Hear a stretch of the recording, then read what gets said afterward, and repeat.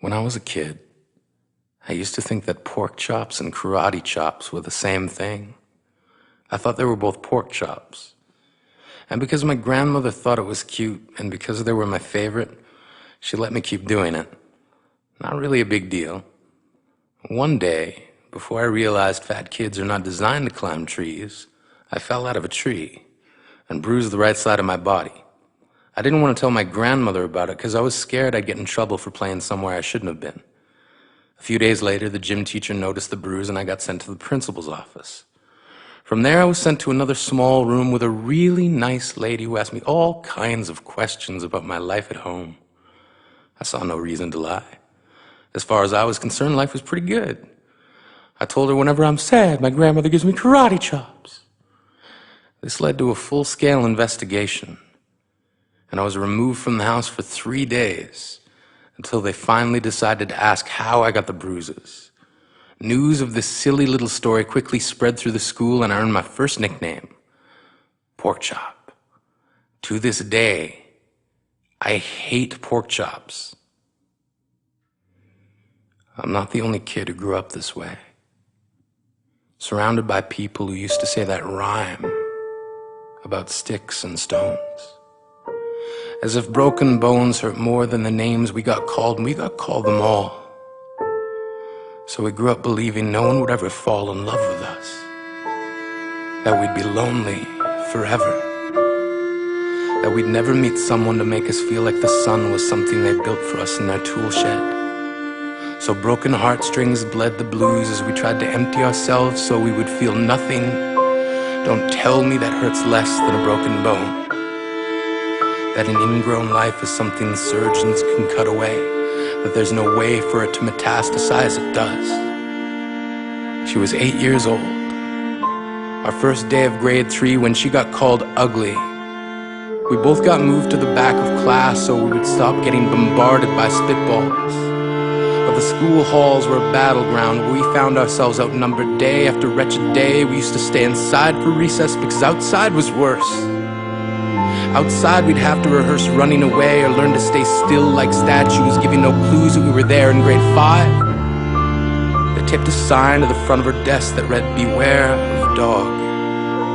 To this day, despite a loving husband, she doesn't think she's beautiful because of a birthmark that takes up a little less than half her face. Kids used to say she looks like a wrong answer that someone tried to erase but couldn't quite get the job done.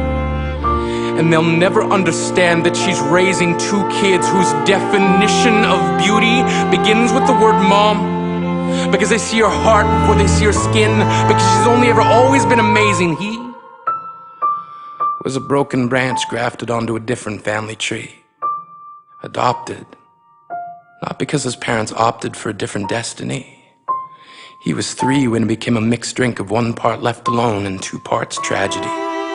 Started therapy in 8th grade, had a personality made up of tests and pills, lived like the uphills were mountains and the downhills were cliffs, 4/5 suicidal, a tidal wave of antidepressants, and an adolescence being called pauper. 1 part because of the pills, 99 parts because of the cruelty. He tried to kill himself in grade 10 when a kid who could still go home to mom and dad had the audacity to tell him, "Get over it." As if depression is something that can be remedied by any of the contents found in a first aid kit. To this day, he is a stick of TNT lit from both ends. Could describe to in detail the way the sky bends in the moments before it's about to fall. And despite an army of friends who all call him an inspiration, he remains a conversation piece between people who can't understand. Sometimes being drug-free has less to do with addiction and more to do with sanity. We weren't the only kids who grew up this way. To this day, kids are still being called names. The classics were "Hey stupid," "Hey spaz." Seems like every school has an arsenal of names getting updated every year. And if a kid breaks in a school and no one around chooses to hear, do they make a sound? Or they're just background noise from a soundtrack stuck on repeat when people say things like kids can be cruel? Every school was a big top circus tent, and the pecking order went from acrobats to lion tamers, from clowns to carnies. All of these miles ahead of who we were freaks. lobster-clawed boys and bearded ladies, oddities juggling depression and loneliness, playing solitaire, spinning the bottle, trying to kiss the wounded parts of ourselves and heal. But at night, while the others slept, we kept walking the tightrope. It was practice, and yes, some of us fell. But I want to tell them that all of this is just debris, left over when we finally decide to smash all the things we thought we used to be. And if you can't see anything beautiful about yourself, get a better mirror. Look a little closer. Stare a little longer. Because there's something inside you that made you keep trying despite everyone who told you to quit. You built a cast around your broken heart and signed it yourself. You signed it. They were raw. Because maybe you didn't belong to a group or a clique. Maybe they decided to pick you last for basketball or everything. Maybe you used to bring bruises and broken teeth to show and tell, but never told. Because how can you hold your ground if everyone around you wants to bury you beneath it? You have to believe that they were wrong. They have to be wrong. Why else would we still be here? We grew up learning to cheer on the underdog because we see ourselves in them. We stem from a root planted in the belief that we are not what we were called. We are not abandoned cars stalled out and sitting empty on some highway. And if in some way we are, don't worry.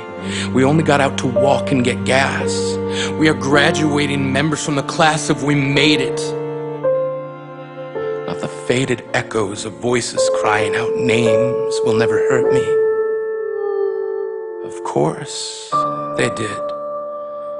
But our lives will only ever always continue to be a balancing act that has less to do with pain and more to do with beauty.